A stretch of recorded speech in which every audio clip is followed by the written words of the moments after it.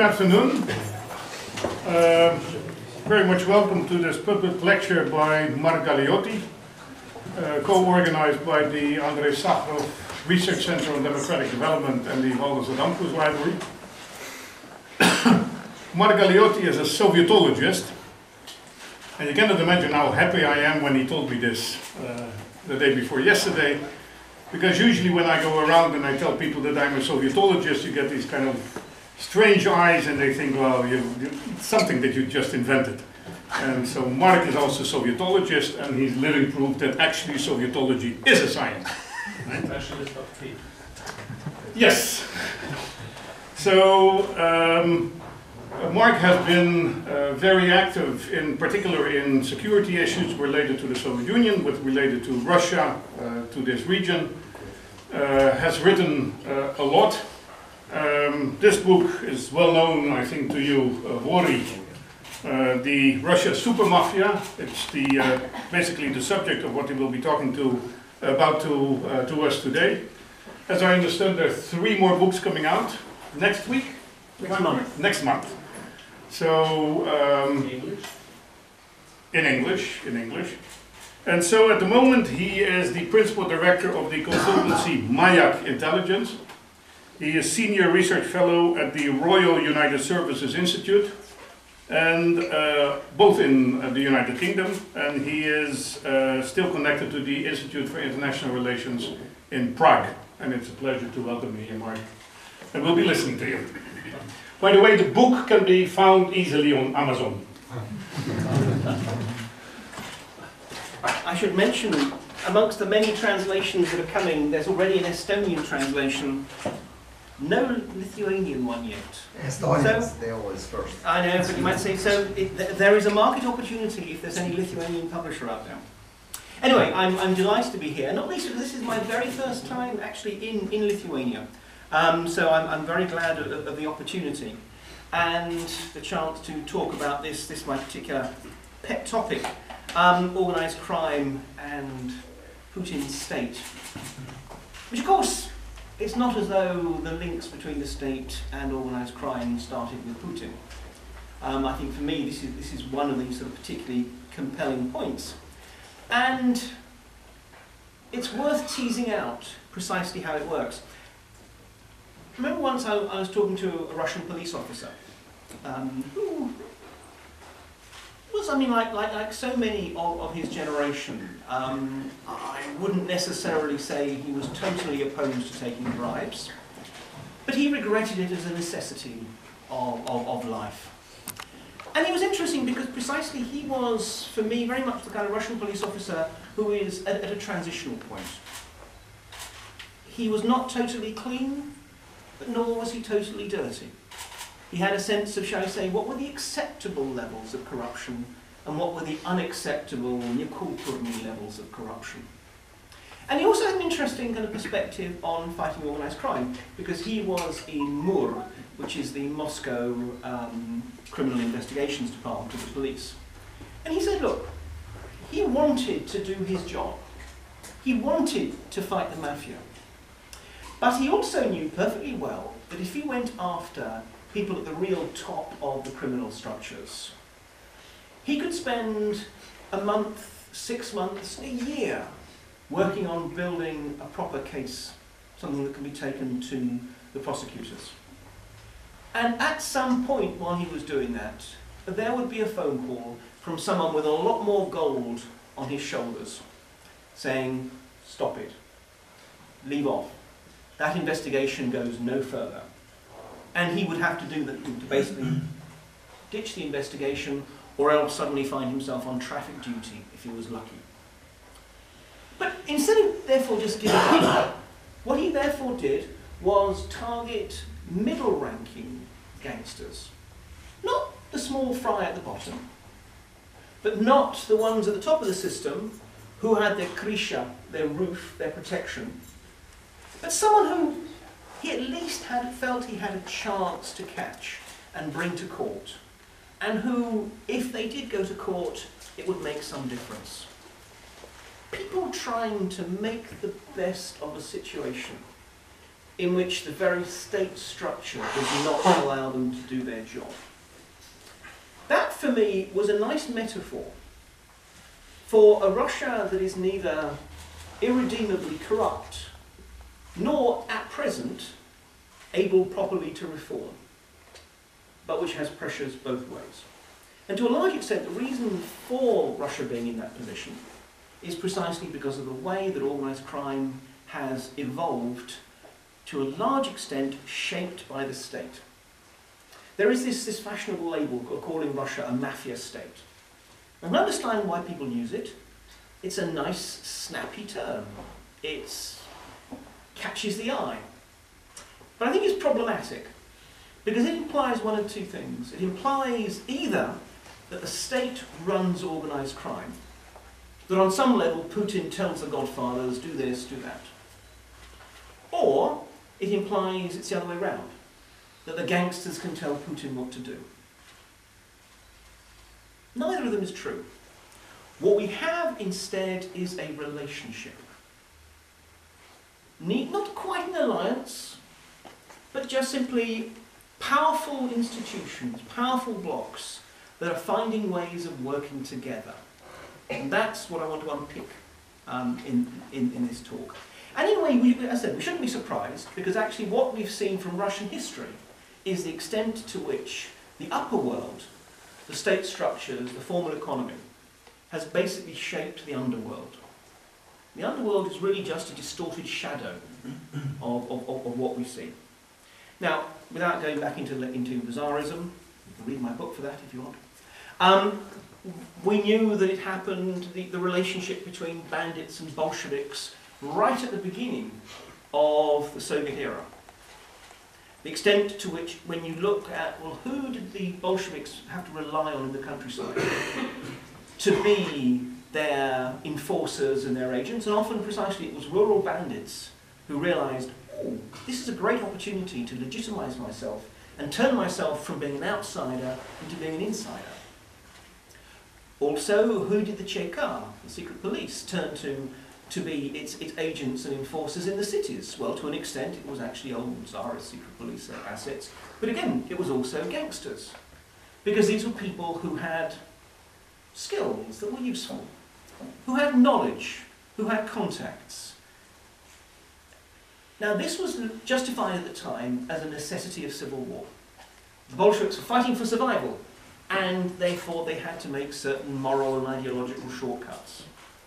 But unfortunately, the shortcuts that were made during the Civil War, during the period of 1918-1921, actually would end up defining the whole Soviet era. The Civil War really defined the Soviet Union. So right from the beginning, you had a willingness to treat gangsters as potential allies, potential recruits. Then we would see this become even more of a factor with the gulags, with the rise of the gulag system under Stalin.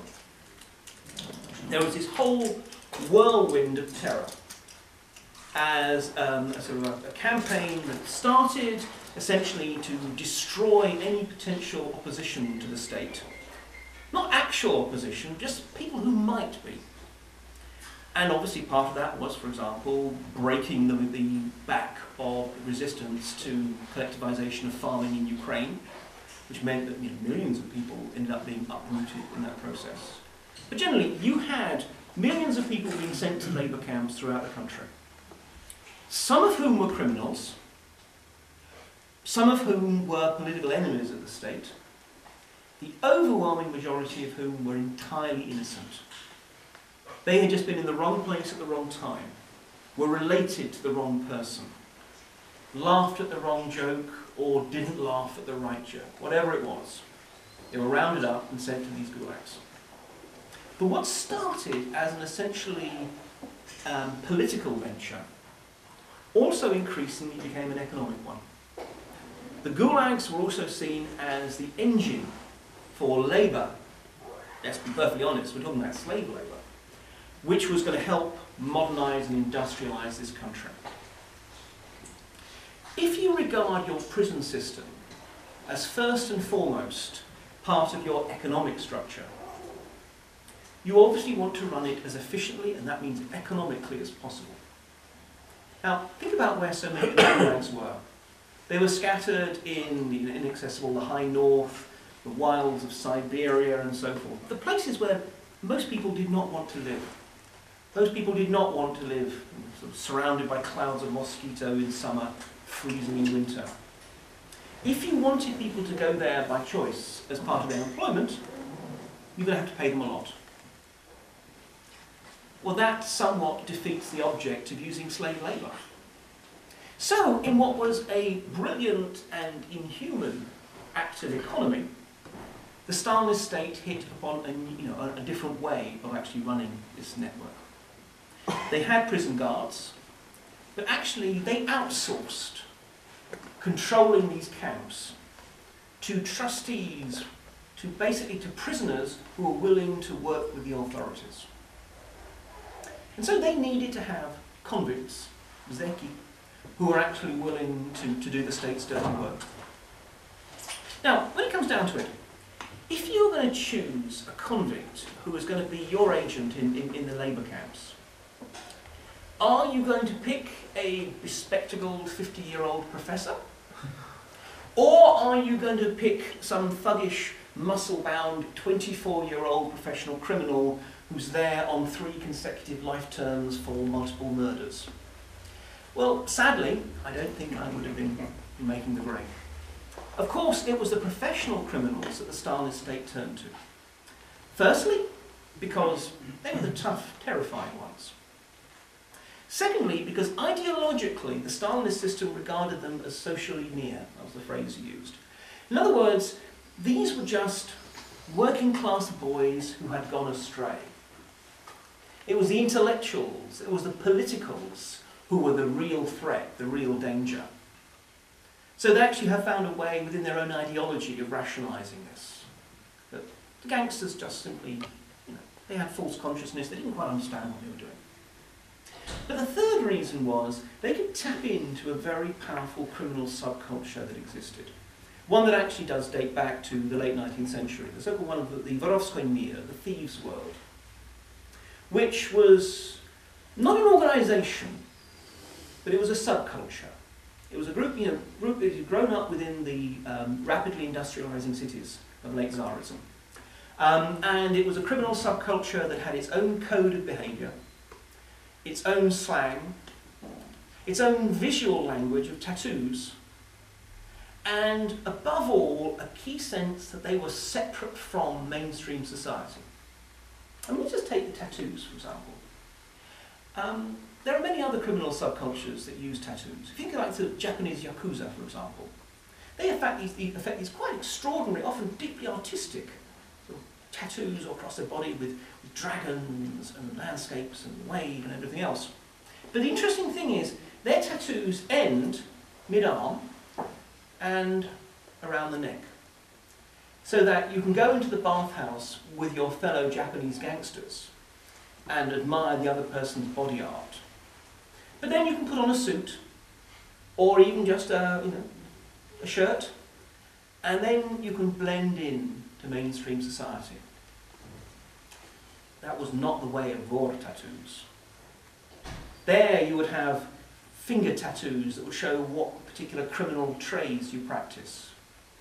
Often there are tattoos on the face. I mean, later on there'd be particularly one with barbed wire across the forehead, or symbols that showing how many times you've been in prison.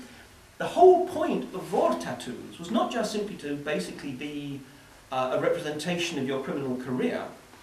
They were also to physically mark you out as separate from mainstream society. The tattoos were there to say, I am not one of you. I'm a Vory. Fear me. And remember, this was the days before laser treatment to get your tattoos removed. This was meant to be an indelible lifetime commitment. And the Vory, they had this strong culture of separation. I mean, if you look at their language, I mean, in Vory dialect, slang, the word ljudi, people, only refers to other criminals. Now think about the implication of that. It means that people who are not criminals are not really people. There are other words for them.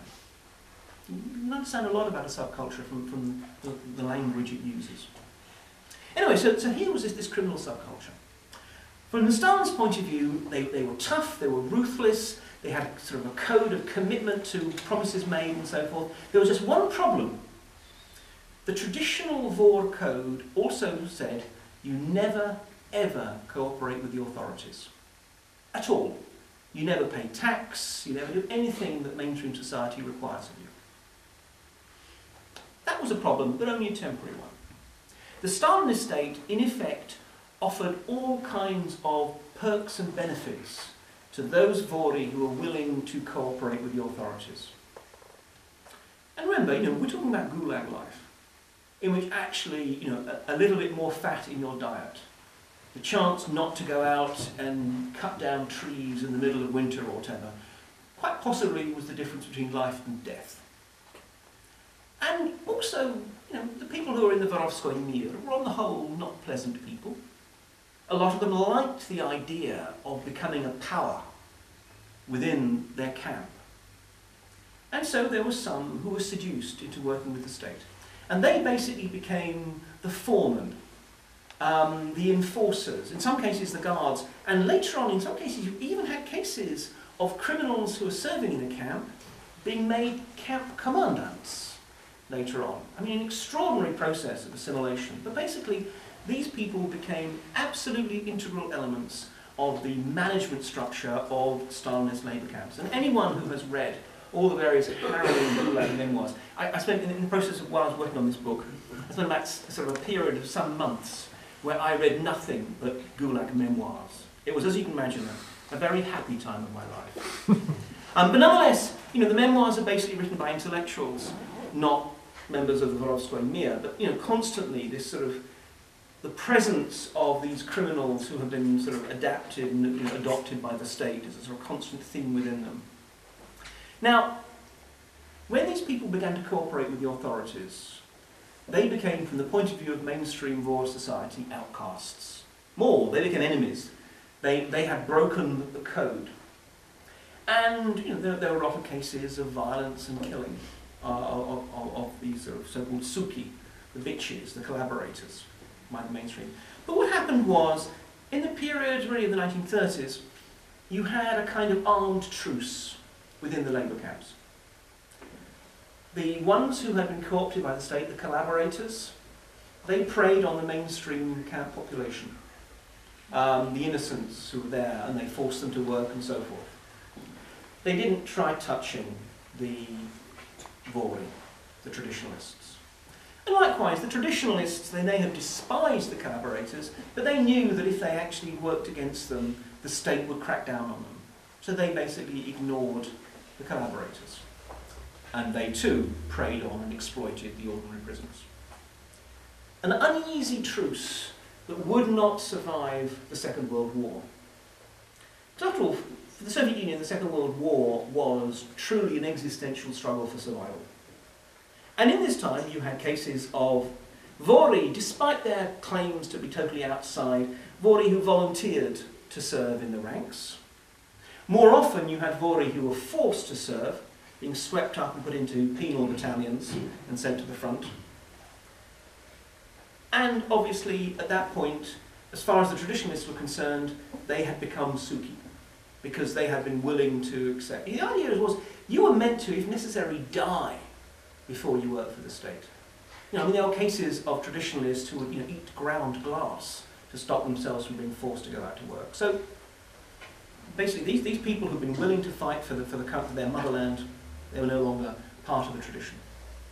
But also, at the end of the war, you had this grotesque spectacle whereby Soviet prisoners of war were freed from Nazi camps, under guard, marched onto trains and taken to filtration camps, and many of them then sent to gulags. Why?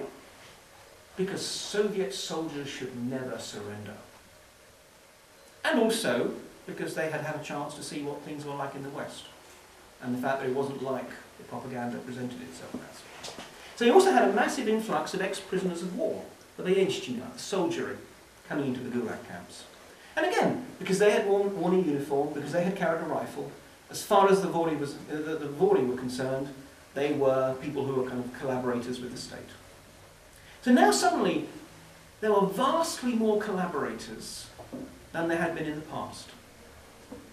The old tradition whereby more or less the two groups pretended the other did not exist could not continue. And you have the explosion of a series, basically a rolling underground civil war within the Gulag system. One that will essentially destabilize the whole Gulag network, lead to a whole variety of risings in the camps in the late 40s and early 50s, which are increasingly going to make the whole Gulag system no longer profitable. And let's be perfectly honest, it would be nice to believe in humanitarian impulses, but the Gulag system was run down after Stalin's death, not because it was wrong, which it undoubtedly was, but because it was no longer paying. So, Stalin's heirs wind down the Gulag system and let out the prisoners. Of course, they let out the criminals before they let out the political prisoners. And you therefore have this explosion of violence that takes place across the Soviet Union, particularly in the areas where the camps were, places like, I was going to say Yekaterinburg, Sverdlovsk, and other areas, because you suddenly have all these violent, institutionalized sort of criminals suddenly now let loose on ordinary society. But the point is, in the process of the wars that took place in the Gulag, the collaborators basically wiped out the traditionalists. The state hadn't wanted this civil war to break out within the Vorovskoye Mir, but since it had broken out, they obviously wanted the collaborators to win. So they found all kinds of ways of basically helping them out, including things like making sure that collaborators got jobs in the camps as barbers and cooks. And you might think, well, so what about that? What that meant was access to sharp metal objects. So it's a kind of way of covertly arming the collaborators. And then they do other things, like they would move, the so-called etap system, which has people being moved around gulags. They would basically move a group of collaborators into one particular camp. There they would wipe out the traditionalists or force them to become collaborators. And then once their job was done, they'd move them like a military unit onto the next camp. Okay, increasingly methodical. So anyway, when the gulags are opened and the traditionalists destroyed, the collaborators come out, and over the next few years, again, there is another civil war, but another hidden civil war that takes place across the Soviet Union, as these collaborators basically bring their revised version of the code to the rest of the Soviet underworld. It's got all the kind of the unpleasant machismo of the old Vory, but with the new proviso, with the new clause, that it's okay to cooperate with the authorities if you're going to benefit from it. Not to be patriotic or anything, no. If you're going to gain from it, do whatever you want. And this is basically, by really the 1960, this has become dominant across the Soviet underworld. Now this is an interesting thing. We never really, as Western scholars, never really thought about organised crime in the Soviet Union.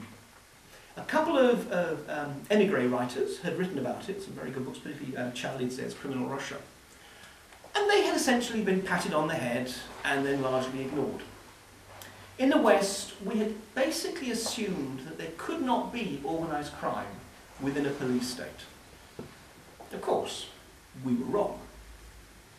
In fact, organised crime could operate, but only as long as it accepts, as it were, the limits that the police state sets. Because this is also the same time when you have the increasing corruption of the Communist Party and the Soviet Union as a whole. Basically the ideology has become increasingly sort of threadbare, that people join the Communist Party just because it's the route to material prosperity and career success, and everybody has to operate on the black market as a way of getting goods and services that otherwise an increasingly inefficient system just cannot provide. And this is where organised crime came in. You have, in effect, an unholy trinity that emerged. The black marketeers, who sometimes they were involved in smuggling goods from the West, but they were also actually involved in producing goods within the Soviet Union. And often there were whole underground factories or wings of factories that were sort of off the books, but in practice working to fulfill the economic needs of Soviet citizens. These people had money, but they had no security. If someone robbed them, they couldn't go to the police. You know, excuse me, Mr. Militiaman, I have been stolen, I've had stolen from me 1 million rubles that I gained through speculation. No, no one could do that. So they had money but no security. Then you had the corrupt party elite. Now they had all sort of control over the instruments of the state. But what they often couldn't do is monetize that. Turn it into the kind of goods that they wanted. It's fine. So you run a state factory producing shoes. You can have as many shoes as you want, but how many shoes do you need? But maybe what you really want is a German record player. Or, a Skoda. Or whatever that you can't otherwise get. The black marketeers can get that for you. And you can provide them with a degree of security. The point is, could you ever actually deal directly with the black marketeers? And the answer is generally not.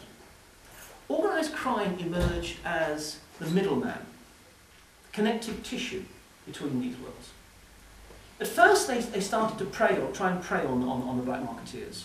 But then they realised how much easier was it just to make a deal. Say, look, you give us 10% of your profits and we'll protect you. And what point will you be? And also, we can be the person who can speak to the corrupt party bosses for you. And the corrupt party bosses, they can say, look, just make sure that, if we're in trouble, that you can call off the police or the KGB and protect us. And in return, we'll make sure the black marketeers provide you with the goodies. They emerged really as service providers to the others. And that was the role. It wasn't as gangsters, as we would think of them. It was as facilitators in the underworld. And that is basically what survived until the 1980s. Poor old Gorbachev. I can't help feeling sorry for someone whose reform programme, in hindsight, could scarcely have been designed more efficiently to benefit organised crime. Now think about it. The anti-alcohol campaign. Trying to separate Russians from booze. Seriously. But the point is, this was the interesting time, because all of a sudden, deprived of the chance to get the alcohol that they wanted, whether it's for celebrations or for oblivion, excuse me, this is when ordinary Soviet citizens increasingly started turning not just to the black market, but increasingly actually to organised crime. Because the demand for Samagon, homebrew, or stolen official alcohol products, or smuggled in foreign stuff, totally outstripped what the black market could provide. And this is where organised crime came in. And I remember talking to a middle-ranking gangster who, in the early Gorbachev years, had been a shestyorka, a sort of low-level runner for the gangsters. And he said it was amazing, because they would go into these big, grimy apartment blocks on the outskirts of Moscow, and everyone was pleased to see them. Because we think of gangsters and we think of kind of exploitative, parasitic, dangerous people. But no, these are the guys who get you booze. These are the guys who can get you drink. And so everyone was happy to see them. Everyone wanted to put in an order. And increasingly they would say, well, look, if you can get us that, can you also get us this? Can you also get some medicines that my kid needs? Or, can you get me an appointment with a dentist? Or whatever. Do you know someone at City Hall who can get... All these things happened. And so what happened is the first time that for most Russian citizens that they encountered organised crime, they encountered it actually in a positive way, as someone who can help you get past the day-to-day miseries of life in a collapsing Soviet Union.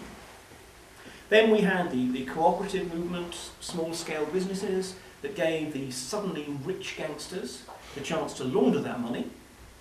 And we generally had the democratization campaign that led to the kind of collapse of the Soviet system, which meant that all of a sudden, all of these officials, who once upon a time had been the gods of their own little region, suddenly were thinking, I might have to win an election.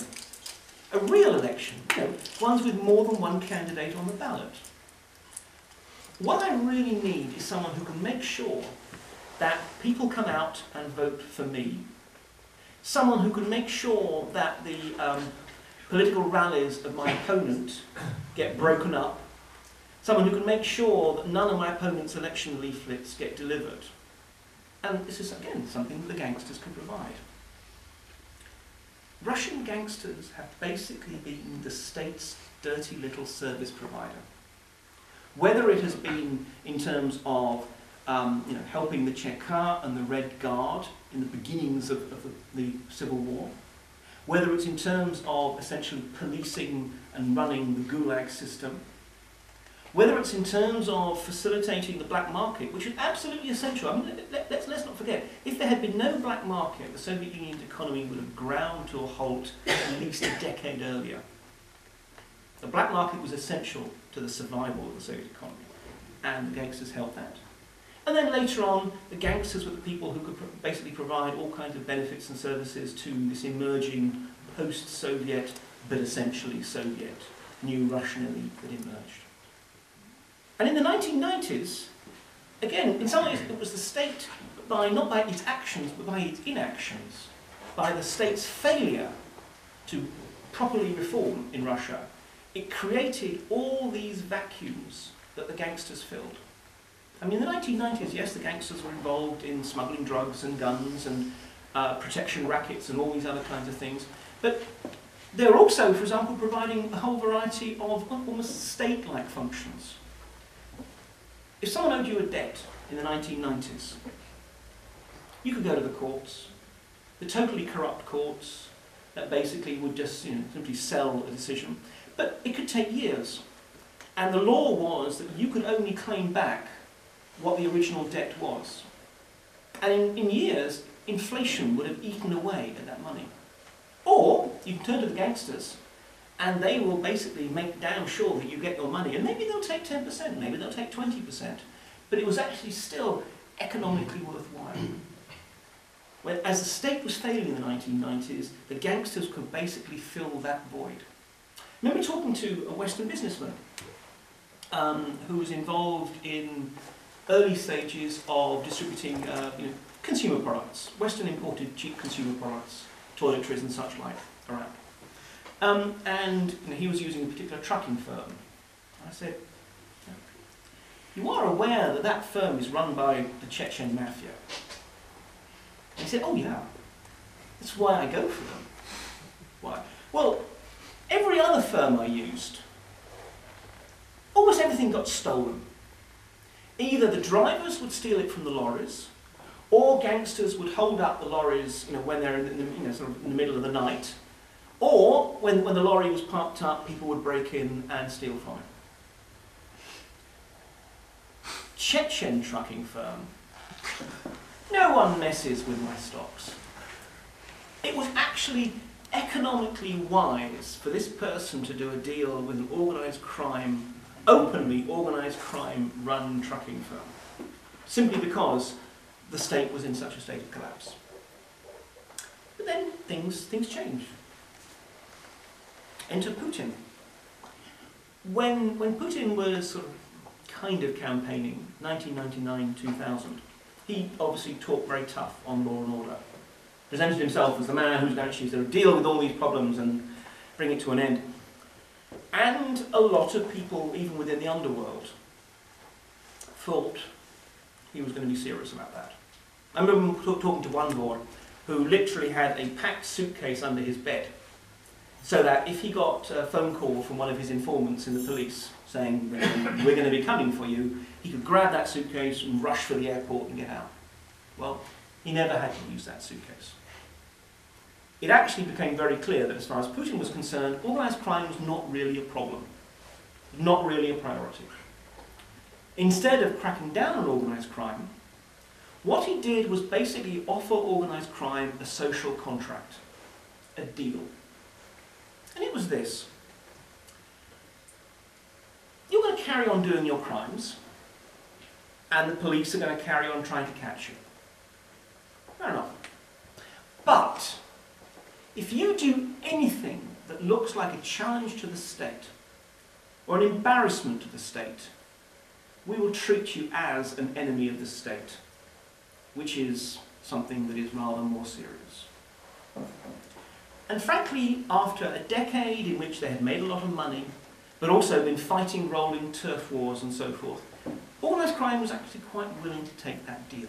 Again, I remember talking to a captain in Vory, a police officer, who basically said most of 2000 he spent having sit-down meetings with gangsters around Moscow and just simply explaining the new rules of the game with them. You know, it was that explicit, it was that clear, just saying, okay, this is what's now.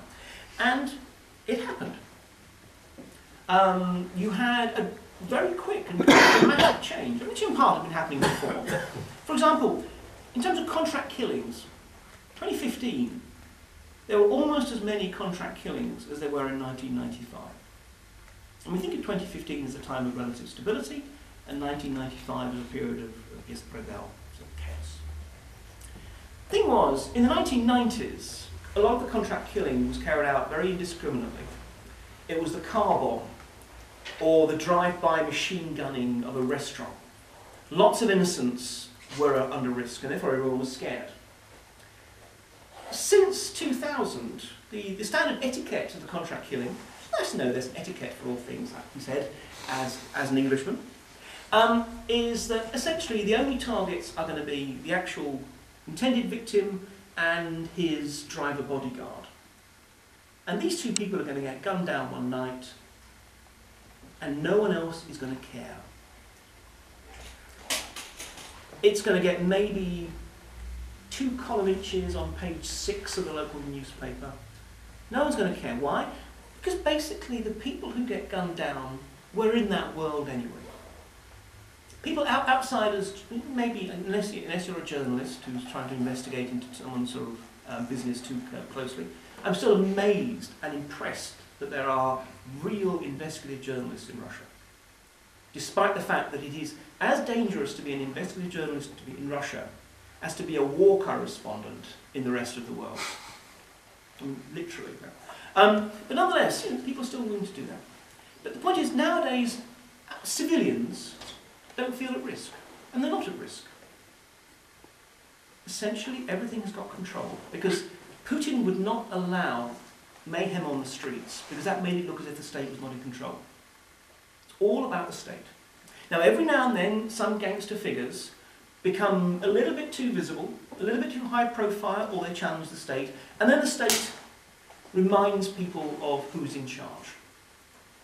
A classic example actually was one of the key figures within the Tambovskaya group, that was from St. Petersburg, Kumarin Barsukov, he changed his name, who had been basically working as a businessman as well as a gangster, seemed to be untouchable.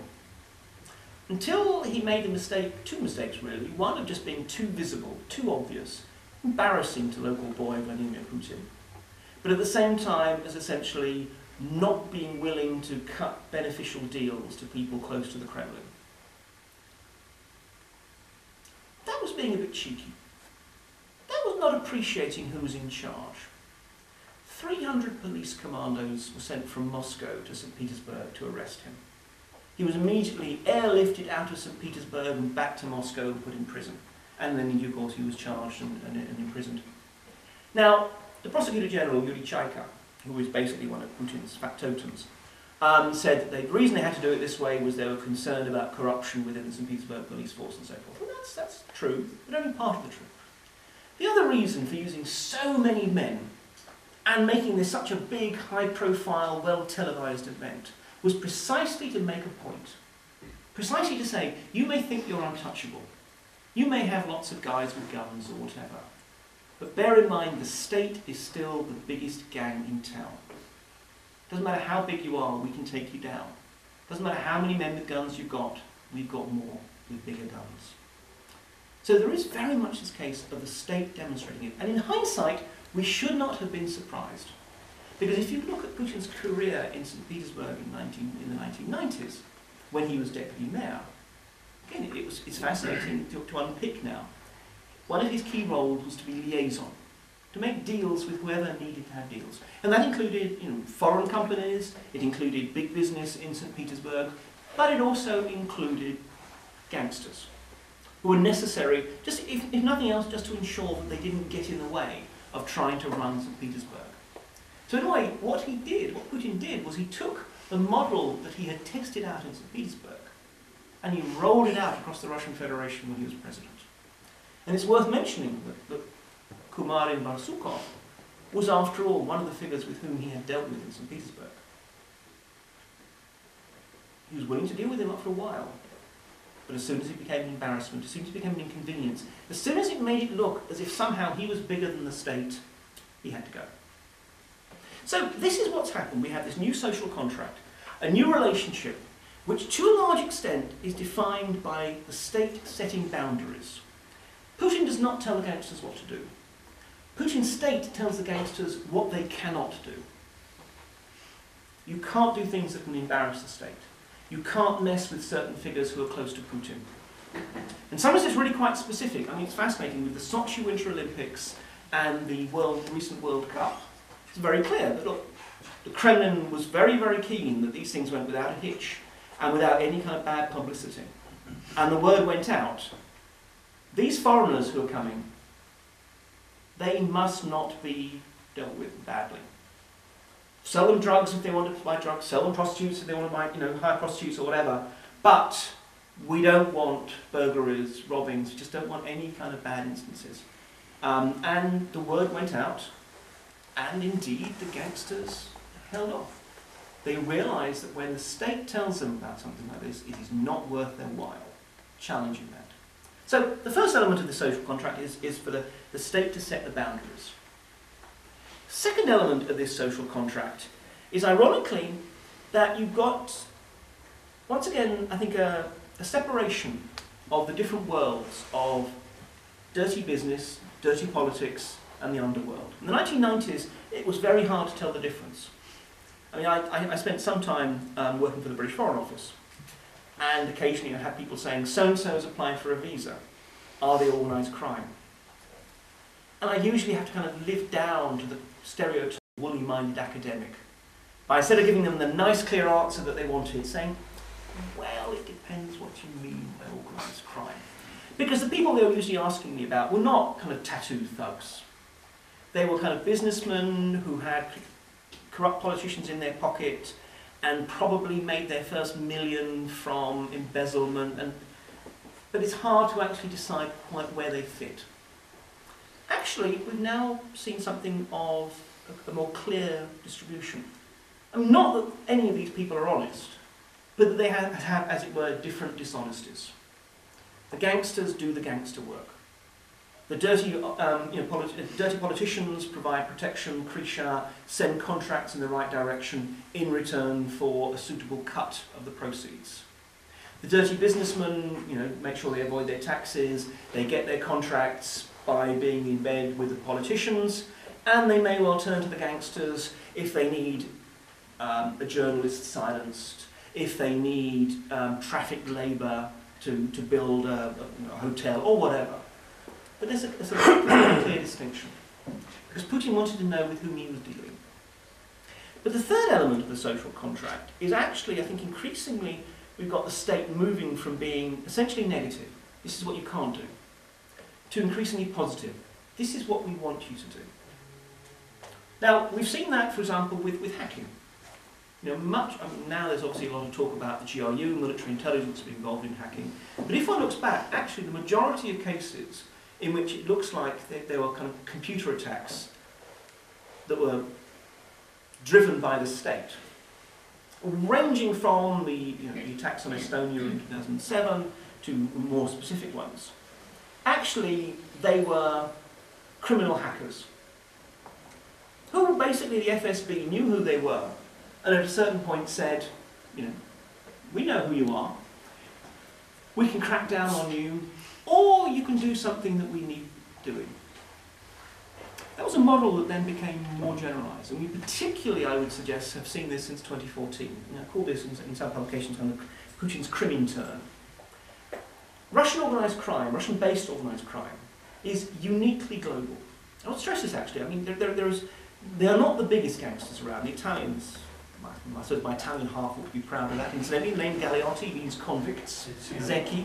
But you know, they are still the most powerful and richest. But the Russians are the most globalised. You'll find them everywhere, in one form or another, with some kind of connection with the global underworlds.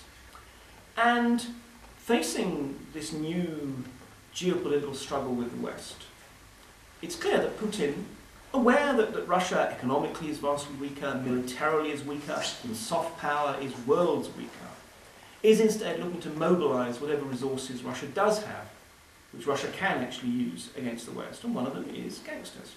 Now, I wouldn't want to overplay it. We only have got, I mean, even sort of most expansive definition, maybe a dozen cases.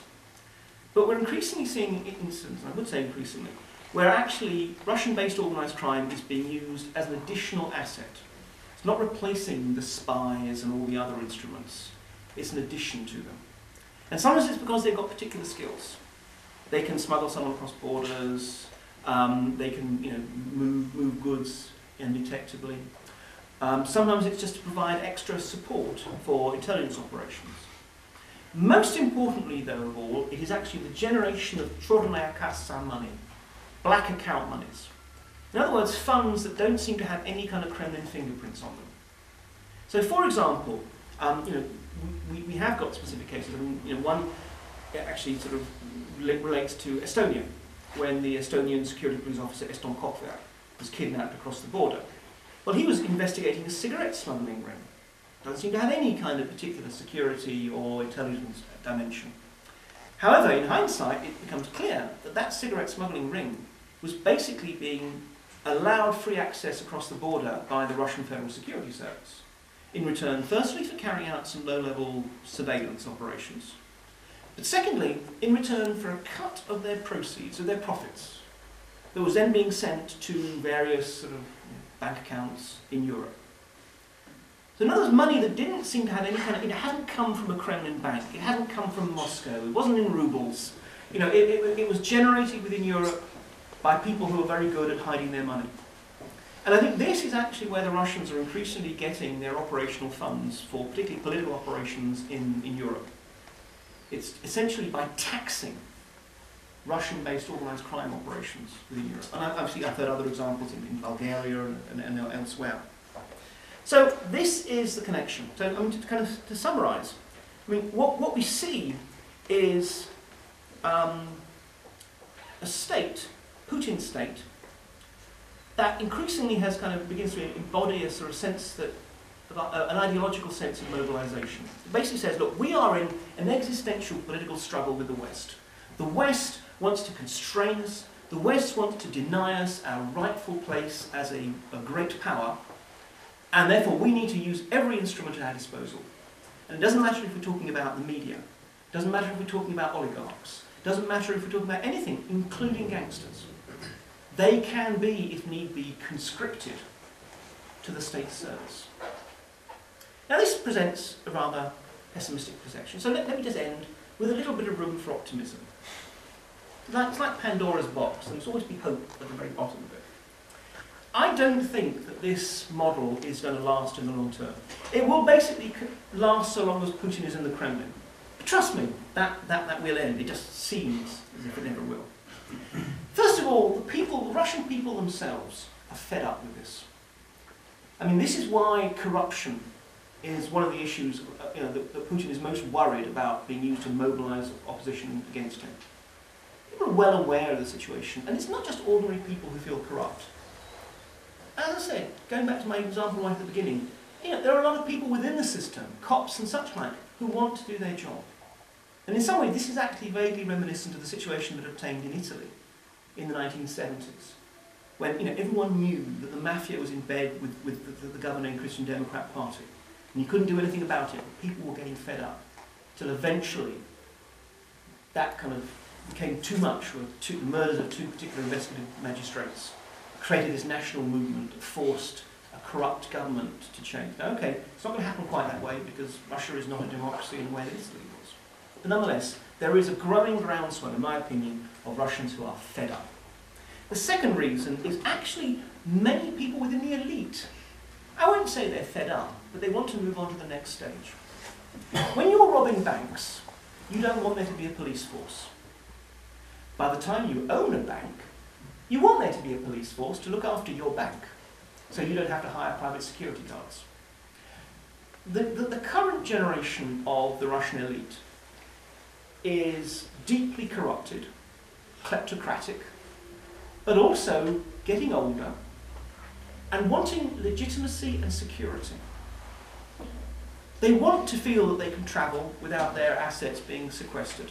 They want to feel that their kids can go abroad. But they also want to feel that they can step down and hand their resources onto their kids. We are soon going to have a massive transfer of resources from one generation to the next. The initial post-1991 rich are going to be stepping down, retiring. They want that kind of security. And for that, they need a law-based state.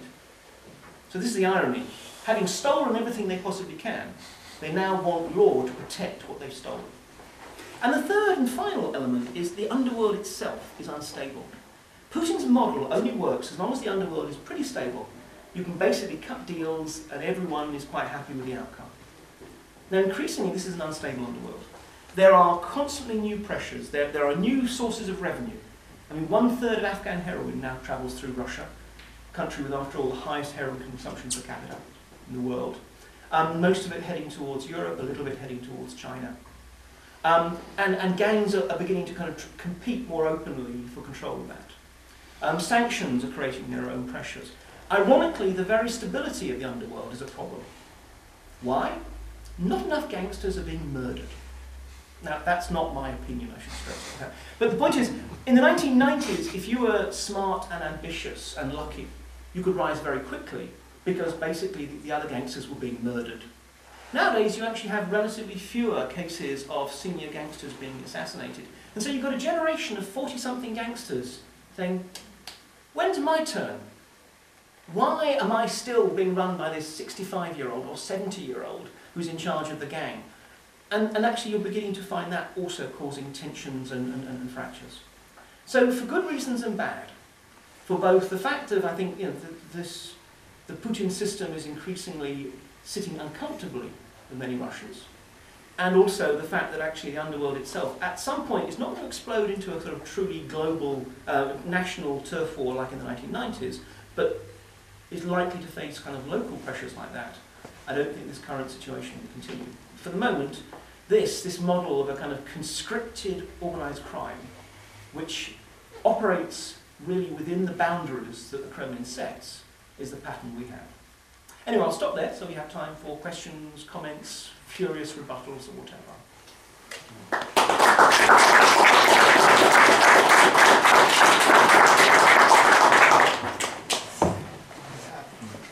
I have two questions. How much time you predict Putin's regime will hold? Yeah. How much time you give? Okay. To your opinion, I have. Well, that's one question. Give me the other one, and then the other one. Yes, the other one is why you work a lot in the UK. So the question is why the UK government is so soft on Russians' money, oligarchs' money. They know a lot about them, about transactions, property, and so on. They can do even after Skripal affair. They can do a lot to hurt very, very much Putin's regime. Why they are so soft on them? Why they do not much? No, we are both for everybody. Okay, on the first one, I mean, I think personally that Putin is tired. I think he's tired of being president. Now, he's never going to just totally step down. And he's certainly never going to kind of join the international sort of ex-president circuit, doing charity galas and playing golf. But basically, I think he is actively looking for a successor. If he finds someone he feels he can trust, I think what we will see is he will very quickly elevate that person. And he'll also bring in a kind of constitutional amendment that gives him some new role, chairman of the state council or something, that gives him security and also the chance to intervene in politics if he wants to. But to be honest, I mean, I think that if Putin does have to sort of stand again or change the constitution so that he can run again in 2024, that would have been the result of failure. A failure to find a successor. So, I mean, I think we are genuinely in the closing years of Putinism, but I don't think it's going to happen next Wednesday. I mean, I think, you know, we have got up to 2024. And although Putin will choose his successor, I think in practice, we will see, you might say, the kleptocratic element of the regime asserting itself over the ideological. Because most members of the elite, they didn't sign up to fight some ideological crusade with the West. They just wanted to be able to steal at home and keep that money safely abroad. And that's what they want to bring it back to. And the depressing fact is, which kind of links into the second question, that won't be much fun for ordinary Russians, but it'll be fine for us in the West because we know how to deal with kleptocrats. We deal with kleptocrats all the time. And so you ask about Britain, and yes, on one level, Britain has a shameful record of accommodating rich, questionable Russians. But in a way, you answered the question as you asked it. Rich, questionable Russians and their huge amounts of money. I mean, this is a cynical, pragmatic move. We love rich foreigners. You know, this is a way. I mean, it's not just Britain, but I like to feel that Britain kind of rules the world in terms of sanctimonious pragmatism. But the thing is, I mean, I think I would love to see a much tougher line taken with these rich Russians with their questionable money. However, I think we should do that for its own reason, not because it's going to hurt Putin. The irony is, the more we crack down on these rich Russians and their money, the more we actually send them and their money back to Russia and make them more dependent upon Putin. So, I mean, I think the idea that this is somehow going to exert pressure on Putin. Putin doesn't care if some oligarch loses half his money, unless it's one of the few oligarchs who are his friends. But those people are already back in Russia. No, we should do that because we should not be facilitating criminals. You know, that is the most basic point. But you know, let's be perfectly honest. I mean, where are the great money launderers of the world? London, New York, Dubai, the great financial centres of the world. You know, as long as you've had the courtesy to pre-wash it somewhere else, as long as it's gone through Cyprus and Riga and Frankfurt, you know, by the time it gets to these other places, we will pretend that it's all clean money. But it's just cynical pragmatism. Don't you think that there are some meanings that not meanings, but some theories maybe, yeah, that not the Putin is the most powerful person in this situation, and he is not the person who can be. There is a surroundings, some 10, maybe 5 people, they want him to be there, but not he rules all the things. Not he rules, we have no name to call, we name the Putin, regime Putin. Yeah. But if they want, they will not exist. I just don't want to make sure that other people have time. I mean, but I take your point. I mean, but the point is, yes, there are those people around him who are very influential. However, I think it's clear that Putin is not their prisoner. Or rather, he is not their unwilling prisoner. I mean, Putin ultimately, you know, he is happy to look after his friends. And his friends, therefore, have considerable influence on him. I mean, I think this is going to be, this is being recorded, and I think it's going to go out on YouTube. So I won't mention any names, if you'll excuse me.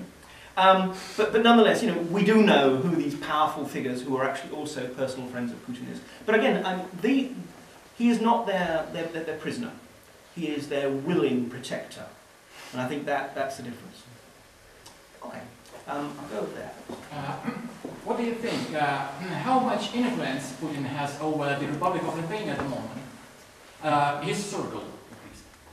Sorry, influence Putin has over? Over this republic, the Republic of Lithuania. Okay. What do I mean? Like Prigozhin a few months ago, flying on the helicopter and landing here, not far from Kaunas or Vilnius, I don't know, one of those ports to have this helicopter repaired. Like Prigozhin, yes, he is on the sanctions list.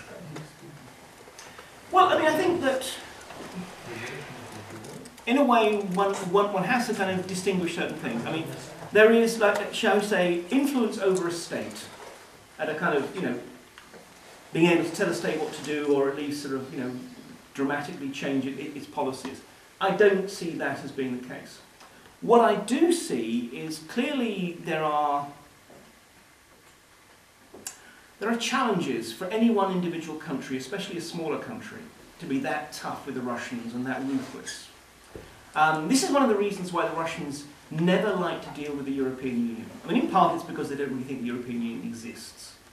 But it's also because the European Union as a bloc is more powerful than Russia.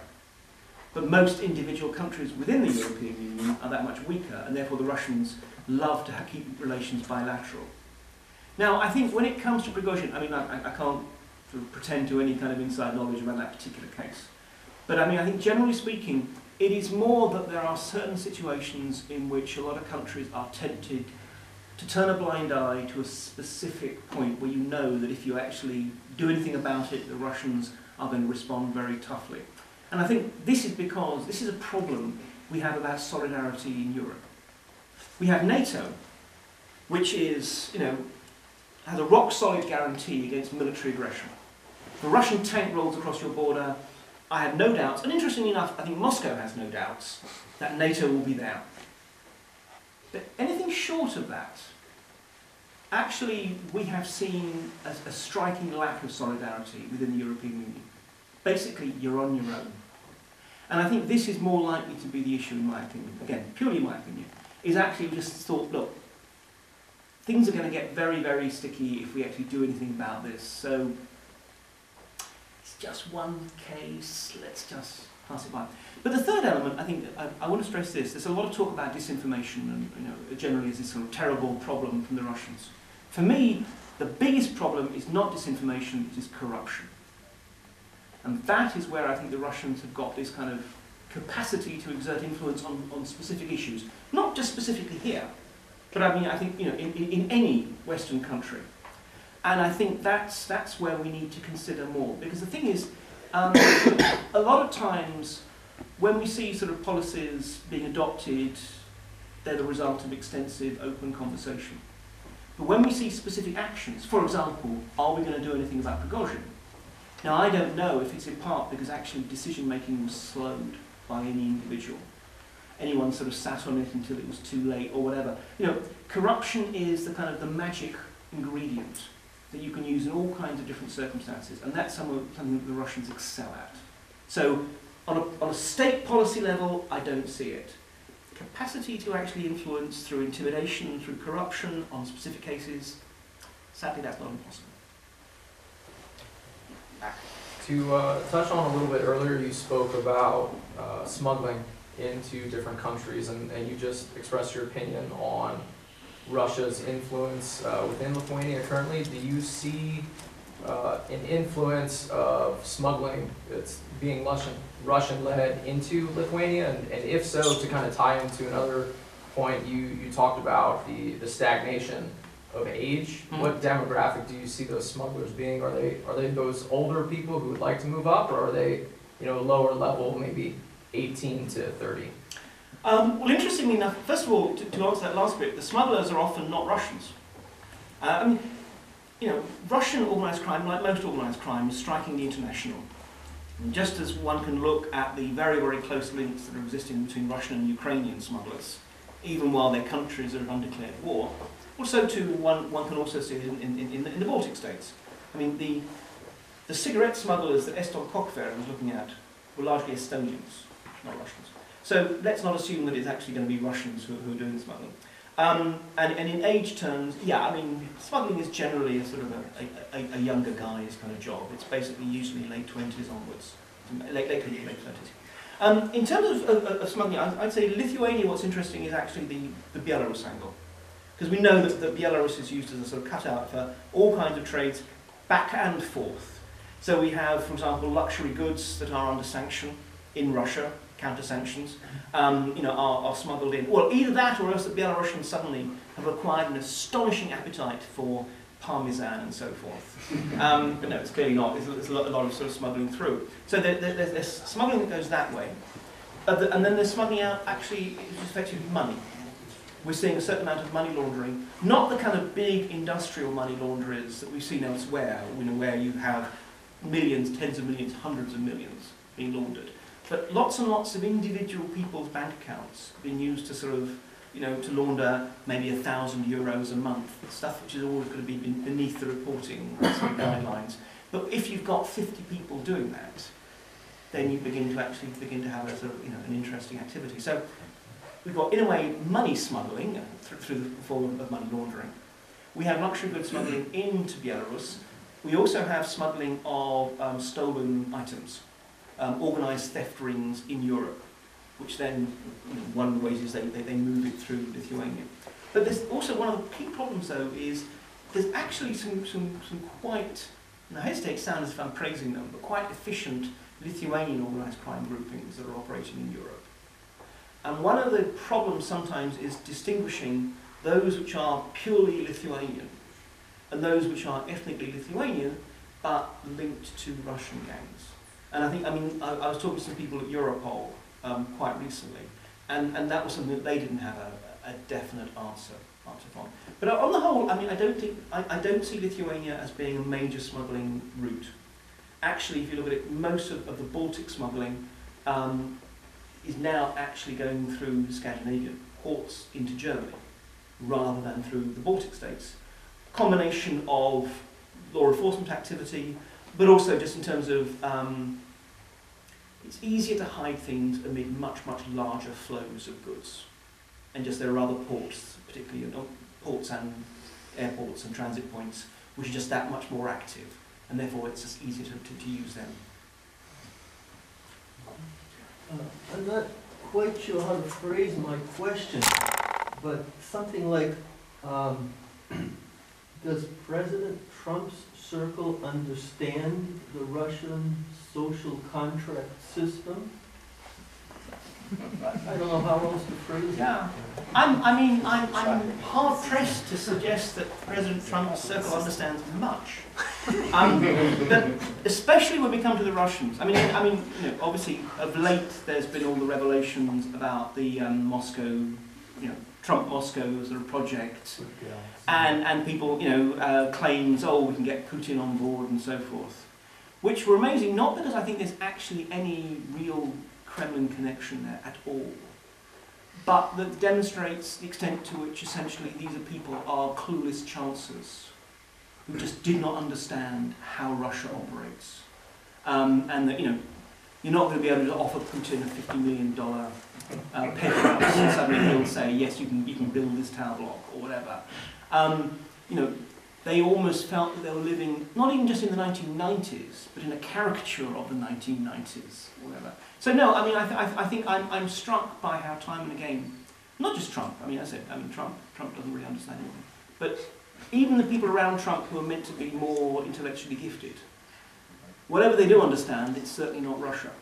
And they also, again, final point I'd make, I mean, part of that social contract is not just that the gangsters are involved, but so is everyone else. If you look, for example, at the Veselnitskaya case, this lawyer who sort of allegedly, you know, came along promising dirt, and in fact clearly was trying to actually lobby the Trump campaign beforehand for positive sort of, you know, legislative steps. Now, I don't see Veselnitskaya as in any way a sort of agent of the Russian state. I don't think she was specifically tasked. She's not some kind of KGB asset, deep cover, or anything like that. No, she was one of the political entrepreneurs within the Russian system. This is how the Russian system operates. Putin, you might say, sets broad aspirations, and everyone scrambles to find ways of achieving that, or just advancing that cause. Because if they do, then the Kremlin will smile upon them and life will be good. And therefore you just have lots and lots of these individual political entrepreneurs trying things. If it doesn't work, the Kremlin doesn't care. He didn't put any resources into this. If it does work, the Kremlin says, that's good, we'll take it from here. So, and I mean, I think that notion that in fact any Russian, I don't sound paranoid, but any Russian could be acting as a kind of proxy agent of the state, if not now, in the future, is not something clearly that Trump's circle understood. But as I said, if we really have to start listing the things that Trump's circle don't understand, we're going to be here quite some time. Yeah. Yes, what do you think will happen to these untouchable gangsters after Putin? I mean, that's part of it. It's an interesting question, and it's part of a much wider discussion about how do you deal with a kleptocracy? Now, one answer is you just stay a kleptocracy. And, you know, as long as the untouchables still kind of pay their tribute or do whatever, no change. But if we presume that there is some kind of desire for some kind of reform, whether it's immediately post-Putin or 3 presidents down the line, at some point, what do you do with these people who are vastly rich and who achieve their wealth through criminal means? Now, the honest answer is, however lovely it would be to say, everyone must face justice, the practical answer is, Russia's probably going to have to adopt a kind of a year zero approach that says, look, you know, maybe not if you committed murders and things, but if you just stole, well, you just stole. But just don't do it anymore. And maybe I will tax you, you know, if you've got 10 million in the bank, give the state $1 million, and then we'll kind of just sort of treat this as a wash.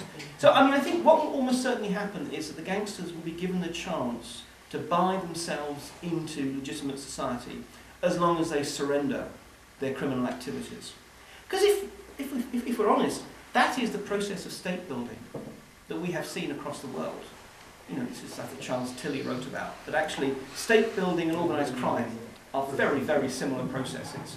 If you look at the House of Lords in Britain, now, you know, the embodiment of all that is stable and, in theory at least, sort of upstanding in British culture.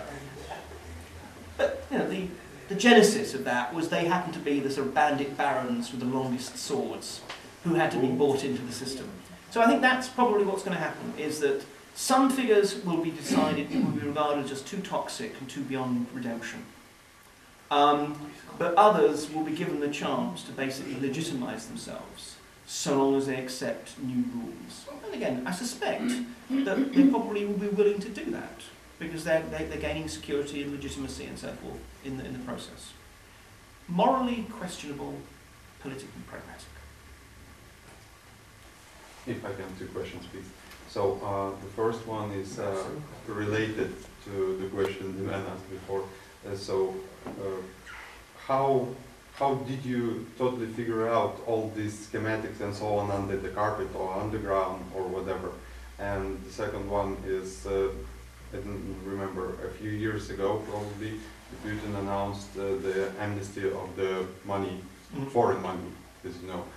Why those rich people don't come back to Russia? Well, first of all, I mean, I would love to be able to claim that I have understood all the schematics and things. I mean, we have to have, I mean, although humility doesn't sit very comfortably with me, you know, we have to have a certain amount of humility and realize that we can get quite a few of the details wrong. I mean, to a large extent, the answer is, interestingly, there is a vast amount of information that is known in Russia. This is one of the interesting things. If I go and talk to a gangster in the West, even a Russian gangster, you know, usually in prison, and I always have to say, look, you know, remember, I am not your lawyer, I am not your father confessor. Nothing you tell me can ultimately be kept confidential. I can be required to come and give evidence in a court of law, and I have to say whatever it is. And so usually then they will kind of limit what they tell me. Or else it'll always be a friend, or it'll be about what other people do. Now in Russia, a lot of the people I speak to, because they're secure in their krishas, their protection, they have no problem telling me stuff. There, the problem is actually getting them to shut up, not getting them to talk. And knowing how far that's real and how far that's just boasting. Because again, they know that they are at the moment protected by whoever politician or chief of police they pay off. If their krisha breaks, they've got much more to worry about than just what they happen to have told some smart-ass British professor. So actually, it's amazing how much people will tell you. It's amazing how much is available in Russia, and I mean, the sort of simple answer is spend 30 years doing it. I mean, get to know people who you can go back. I mean, quite often I will have spoken to one person, and I'll think, I'm not sure if I can believe that. So maybe I'll go to a cop I know and say, look, does this sound right? And sometimes they'll say, nah. Or sometimes they'll say, yeah, that's spot on. You know, you just have to triangulate. But as I said, I'm going to get things wrong. Second question. I've totally forgotten what it was. Please. Why the money from the West not going back to the oligarchs? Well, because people don't trust the state. Simple as that. You're told, oh, there's an amnesty. And then you bring your money back, and then maybe tomorrow there's, oh no, there's not an amnesty. The way the Putin system works, or one of the ways in which the Putin system works, is it loves everyone to be guilty. It wants everyone to have skeletons in their closet. It wants everyone to have guilty secrets. Because the state is the person who decides whose closet they look into. They want to have an excuse whereby they can crack down on anyone. And so if today you say, yep, I'm going to take advantage of this amnesty, I illegally smuggled $100 million out of Russia and put it there, but I'm bringing it back to Russia. They'll say, great, well done, good on you. Tomorrow they might say, you stole $100 million.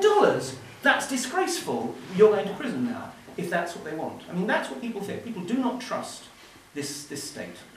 And that's why, ironically, the only thing that really gets, I mean, apart from just simply if there's a business reason to do so, the only political thing that gets people moving their money back to Russia is because we force them to do that. Because they might think, well, if it goes back to Russia, it might get stolen by the state.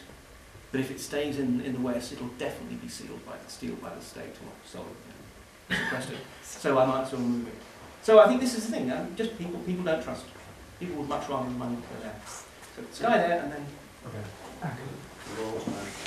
Oh, sorry. I know go right to the back. I'll get back to you. Thank you. So you have named the organic current system as one of the signs for the incoming fall of the current Russian regime. Do you think those people can be mobilized by political opposition, which themselves have ties with oligarchs? Thank you. The honest answer is yes, but this is a system that I think is still very strong and ruthless, if brittle. They will not allow political opposition to mobilize to the point where it becomes a serious threat to the state. I mean, at the moment we have Alexei Navalny very much kind of being the point person. The state allows him to continue. The point at which the state really thought, oh my gosh, this guy's a real threat, is the point at which Navalny is going to be in prison if he's lucky. But on the other hand, I think this state is brittle. I think it lacks kind of resilience in that respect.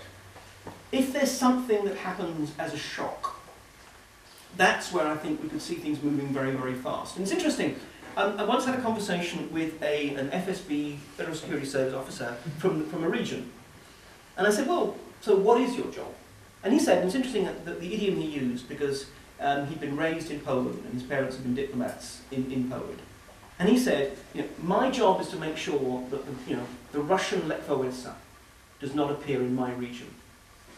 I think there is the fact of sometimes catalytic stuff happens, where suddenly you can have, almost from nowhere, a lot of this protest potential suddenly becoming made realised.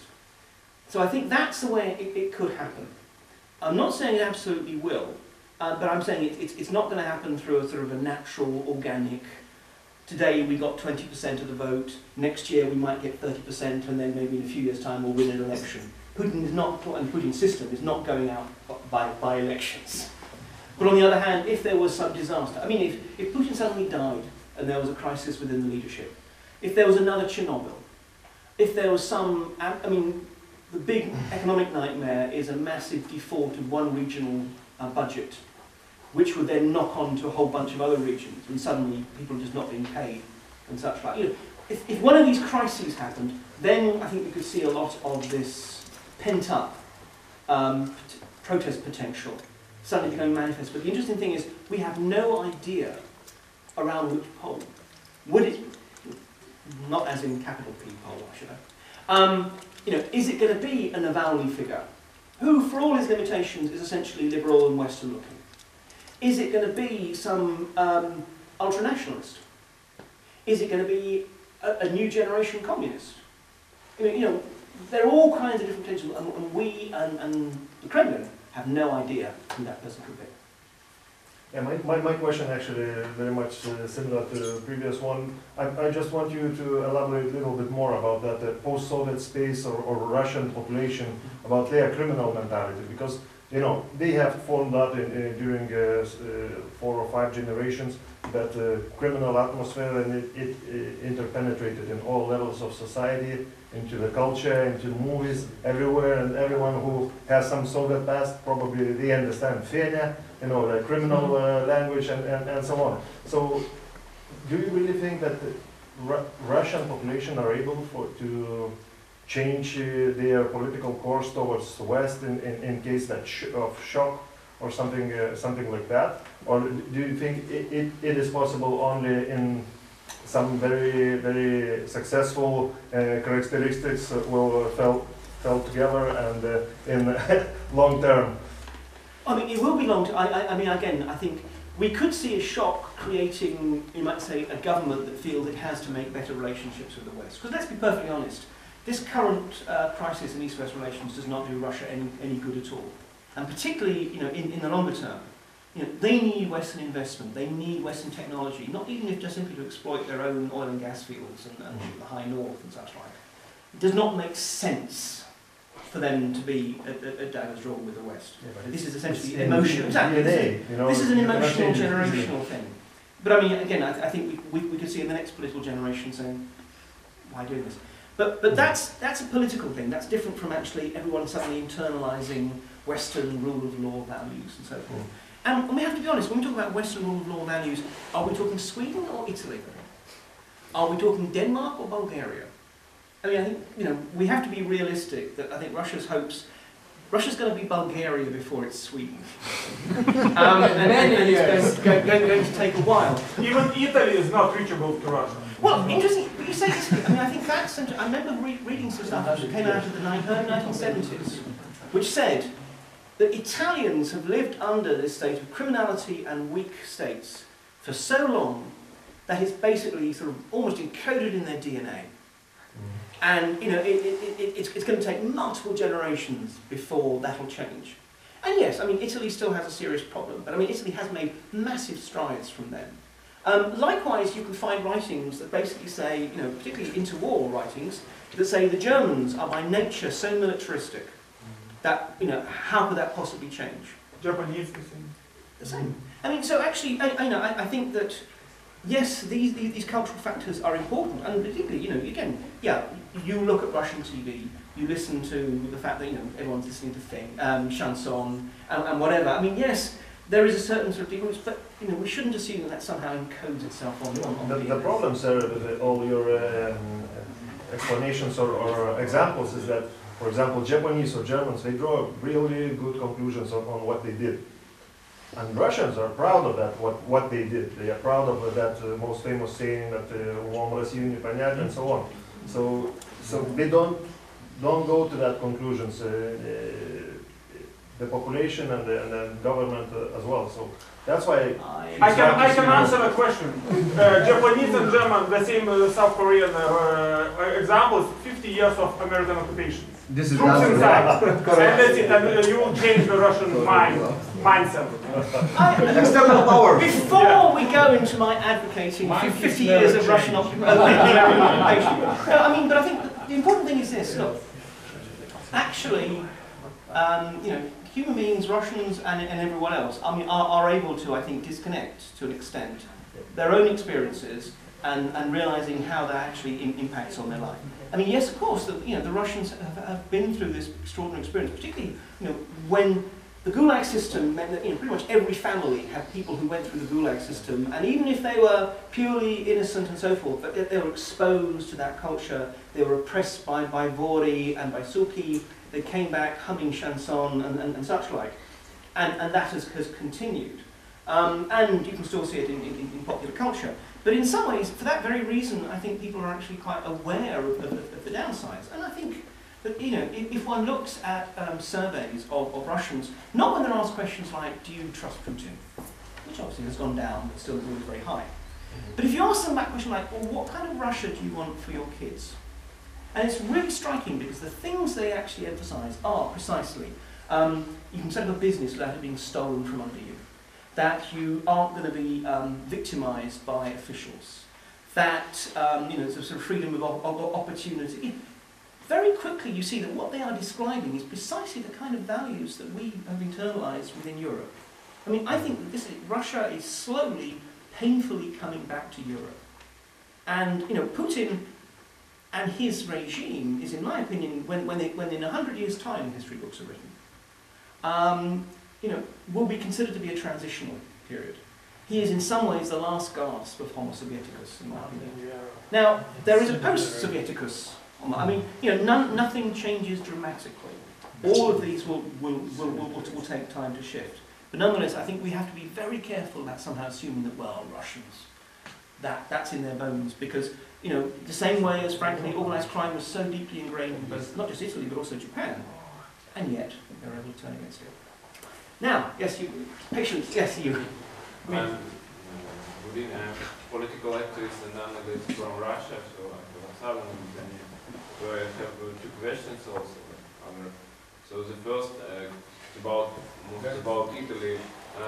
Can you tell something about how Italian civil society fight against corruption? It's the first question, because I think it's a very good experience for like example. And the other question is about mostly about experts. Everybody in Europe understands that Italy has some problem with mafia. Everybody knows about Cosa Nostra, about Camorra, Drangheta and others, but nobody knows about, for example, Tambovskaya, Sonsovskaya, Podolskaya, and so on. So I remember. A few people know about it. So it's the question: why, how Italy fight with Italian civil society fight against this mafia and mafia problems in mafia state? And the second, why foreign European experts don't understand some situation in Russia and don't think seriously about Russian mafia and Russian mafia growth? Well, I'll answer the second one first, but it's easiest, because not enough of them have read my book. That is the clear answer. No, but joking apart, it's because... Of course, it was Mafia and Michel Lane books, but it's... Yeah. I don't know why. But because it's not easy to study. There has been good scholarship. Federico Varese a brilliant book on the Russian mafia, very much a sort of case in point. So there is some scholarship, but the point is it's hard. It's not just a sort of a language issue, it's because it takes a lot of deep research. It's not something that you can easily sort of pick up. I think that's been one of the problems. But also, precisely because of the way it operates with the state, it's much less visible. This is not the 1990s, when basically, you walk down a street in Moscow and you would see, gold-chained guys and the big Mercedes or whatever. Yes, there's a little bit of that sometimes, particularly out in the provinces. But on the whole, it's become much more sort of submerged within the system, so it's not visible enough. But no, but the main point is they should all read my book. But going back to the point about the Italians, I think it's interesting, and obviously it's different in the sense that because Italy is, or was before, however imperfectly, a democracy. But the interesting, I would say civil society, there were two useful lessons that came from them. One is that actually they did what they could, despite the fact that there were actually often historically poor relations, to build relations with the law enforcement community. Now again, in the Russian context that might sound perverse and bizarre, but actually if one looks at, for example, the way the Carabinieri, the Italian sort of paramilitary police, who've been doing a lot of the heavy lifting in the fight against the mafia, their relationship with civil society, especially on the left, in the 1970s and early 80s, was appallingly bad. But nonetheless, people actually persisted and took time to actually say, look, we can be on the same side. It was really hard and lengthy, but it actually paid off in the end, because the point is then you actually began to get kind of alliances across the board or whatever. And it's quite interesting that, one can see a few signs of attempts to do that in the Russian context, most recently with Navalny's expose of Zolotov, in which you're saying to the Russian National Guard, who are after all the head crackers in chief, saying, look, you're being stolen from by your own boss. But the second, and I think perhaps more kind of useful thing, is actually solidarity. Social solidarity is crucial. Organised crime tends to be powerful because it atomizes societies and makes everyone individually worried. It's just like the Russians like dealing with European countries on a bilateral basis, because then they can bully more easily. Well, so too, organised crime likes dealing with, an individual shopkeeper, an individual, in whatever context. And actually what civil society did was precisely to try and build bonds of solidarity within communities that up to now had been preyed on by organised crime, particularly in Sicily and so forth. And again, slow, difficult progress. But when people realise that actually, if you threaten someone, you're not just threatening someone, you will have the whole street or the whole village coming out and saying, no, this is not acceptable. Well, very few gangsters are willing to commit mass murder. It's one thing to go and intimidate one person if need be, smash up their shop and smash up their face. But when you've got 100 people staring down at you, are you really going to think, right, let's go get some boys and some machine guns? Because that elevates it to a totally different level. And often organised crime actually backs down. And so again, I think these are the kind of ways, it's actually getting people used to the idea that they need to care about their neighbour. And that in fact, in unity, there is a degree of protection. And that's something that actually civil society did quite effectively, on a very sort of micro level, exactly, in terms of a street, a neighbourhood, or a village. And I think that's potentially a lesson that can be learned. Now look, I'm happy, as any good academic, I'm always happy with the sound of my own voice. And I'm happy to continue answering whatever questions are around. I just want to check with the organisers. Are we fine for time? Yeah, 5 minutes. Okay, fine. So 2 questions. Two questions and there's 3 hands up or whatever. Well, yeah. And then Short question. You mentioned that you are quite optimistic, speaking about future and so on and so forth. And it was mentioned several times. Italy, wherever, could be Germany.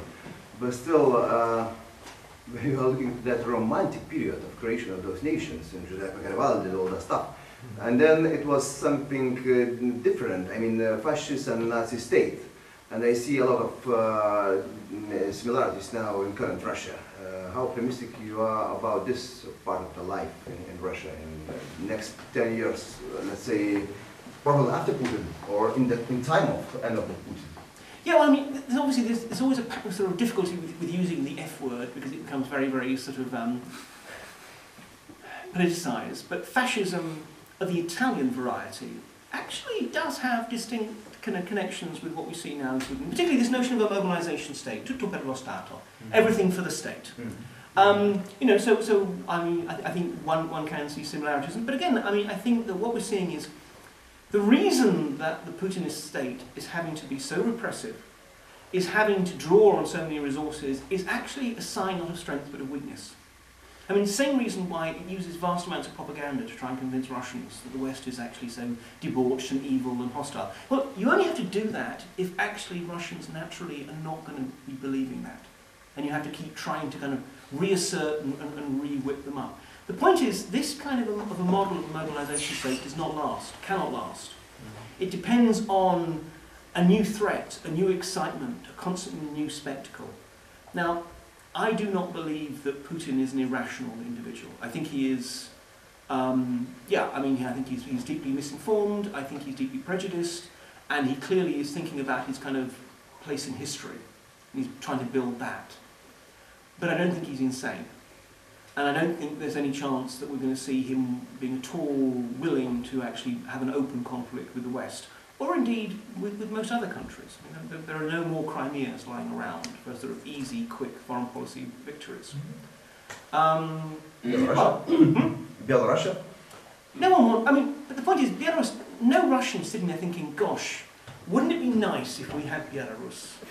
Quite the opposite. Your average Russian is going to be thinking, great, another bunch of people whose roads we're going to have to build and everything else before we do our own. Whether that's true or not is another question. There is no popular enthusiasm for Belarus any more than, I don't know, northern Kazakhstan with its Russian population or whatever. This is what I mean. Crimea was unique. It was something that all Russians believed was rightfully theirs. It was there for the taking, but let's not sort of more broadly universalise. So we have a regime that is constantly trying to kind of whip people up. with really nothing much to whip them up, because it offers them so little else. The old Putin legitimating narrative was, you just obey, but in return your life will get better and your kids will have an even better life than that. Now it's harder and harder to actually sustain that. You know, people don't believe that, people feel quite the opposite, rightly. And therefore Putin has to say, you're under threat. The West hates you. The West hates Russia. And therefore you need a strong protector, like me. Which has only a limited amount of mileage. You can only claim that there's a threat just over the horizon for so long before people just get tired of it, and before it gets threadbare. But as I say, I think more to the point, I don't think even most of the elite buy that or are interested in that. There is Putin, there is a handful of people around Putin, some of whom believe it, some of whom are even more hawkish than Putin, and some of whom just go along with it because they're doing very well out of the status quo. But I'm struck by how fed up so many people, it's not just ordinary Russians, it's also rich Russians and powerful Russians. I mean, can't say I hobnob with them, but I do know people who are in that set, and who say actually that people are generally tired. So I think this is not something that I can see sort of continually replicated. Yes? What prevents Lenin's body from being buried normally? It will fall apart. Vory. Honestly, I mean, I think because... There is no place for Lenin in this land. I think because Putin's a coward. And this is the funny thing, Yes, he has really this great... coward. There is this great myth of Putin, the macho, bare-chested adventurer. Actually, if you look at him, he's very, very timid, very risk-averse. He moves when he thinks he knows the outcome. Now, he may often get it wrong, such as in the case of the Donbass, but generally speaking, he actually is quite timid. When you have seen real sort of moments for leadership, Kursk disaster, when Kadyrov's men killed Boris Nemtsov, what does Putin tend to do? His trademark move, he hides to avoid actually having to make a decision. Now, I think he fears that if he did do that, it would galvanize the communists. And although, you know, you look at people like Zyuganov as frankly rather kind of pathetic figures who've long since sold their party cards for just a sort of place as the kind of loyal opposition. I mean, there is a fear that somehow the Communist Party, which retains the only national political machine that is independent of the Kremlin, actually could become a threat, because you have a new generation of people who have joined and so forth. So I don't think it would happen. I think he could go without any trouble. But I think because he's not sure, his default is to do nothing. Anyway, I said two questions, but I think Rank has its privilege. Do you want to ask Okay, thank you. Sure. Actually, your analysis was very interesting, and I think you made us all, you know, to look to Russia from outside in. But at the same time, I think we have a problem because the mode of change, which was taking place in Russia during the transition years, you know, Sukas taking over, you know, etc., etc. I mean, it was also the place where we were not like outside, you know, observers of this. I mean, we're participants. All the society here was part of this, the whole mishmash. And how you would say, you know, the society here was different in terms of transition, because when you look, for example, at the structure of economy, ownership, etc., is basically like in Russia, I would say, from many points of view. So all these state-protected businesses, like 70–80% of big businesses, they made fortune just because the state protected them, etc., etc., etc. So I would like to get your comment, you know, on methodology side. I mean, look, I'm not going to pretend to be an expert on Lithuania, but the thing that strikes me... No, but in some ways, what you are describing is precisely the kind of post-stage one reform of Russia. I mean, exactly, that yes, you still have, essentially an economy that is still dominated by people who made their money and took it in perhaps questionable ways. But now they are operating within a rule of law environment. That things that they could do perhaps in 1992, they can't do in 2019. And therefore that actually kind of constrain them, and therefore it's part of a sort of a slow transitional process. I mean, look, we cannot get away from the sort of the massive impact of being part of the European Union. Not because the European Union is the answer to all problems or whatever, but precisely because it creates, first of all, huge incentives to operating in certain ways. You know, you be a good boy or a good girl, and all these goodies can be yours, from free traffic, free movement, etc. And at the same time, certain sort of major disincentives.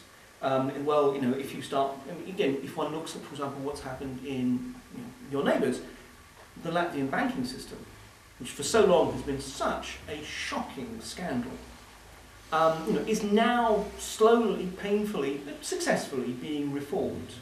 And in part, that's actually precisely because of a confluence of the sticks and the carrots that European Union membership is part of. I mean, there are also other factors. So, I mean, this is it. In some ways, you could hold yourselves up as examples to the Russians saying, see, if you do it right, you could be Lithuania. It seems to be a suitable note on which to end. Thank you all very much.